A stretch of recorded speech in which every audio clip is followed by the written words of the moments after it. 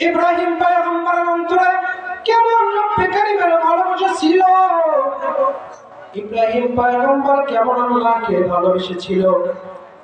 সূরা ইব্রাহিমের তাফসীর পড়বে মারিফুল কোরআন লেখে ইব্রাহিম পয়গম্বর কেমন আল্লাহকে ভালোবাসছিল।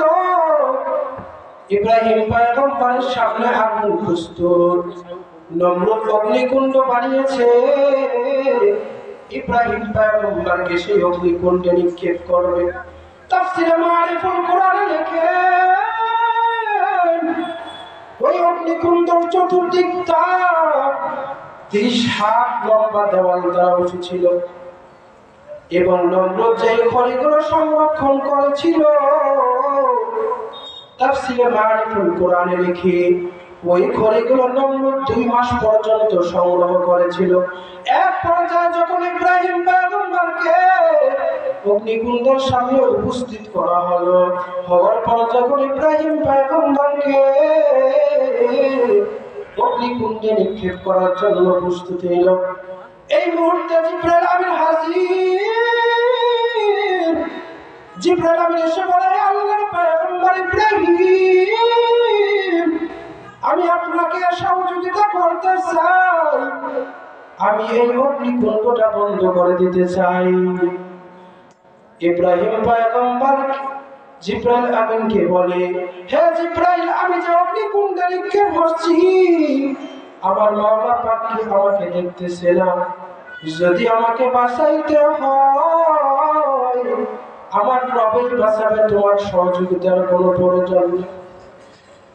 ইব্রাহিম পয়গম্বর বলে, জিবরাইল, তোমার কোনো সহযোগিতার প্রয়োজন নাই, যদি আমাকে বাঁচাইতে হয় আমাকে রবেই বাঁচাবে।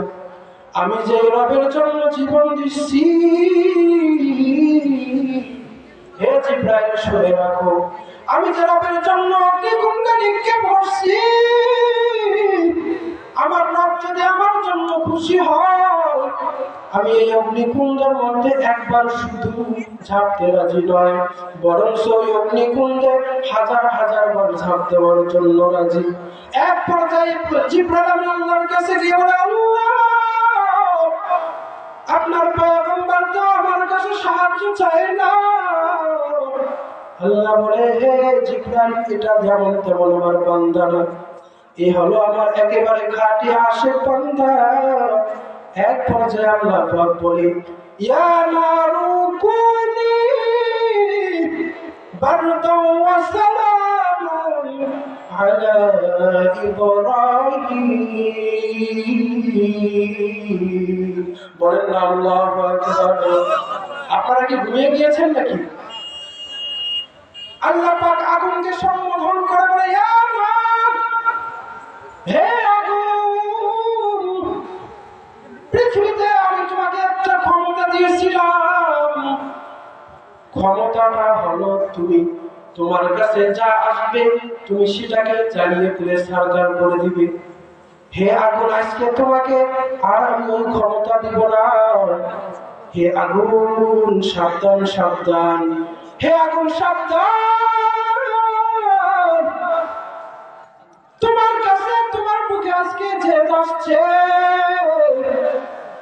সে পৃথিবীর কোন সাধারণ মানুষ নয়, সে হলো আমার আশিক, আমার পয়গম্বর ইব্রাহিম।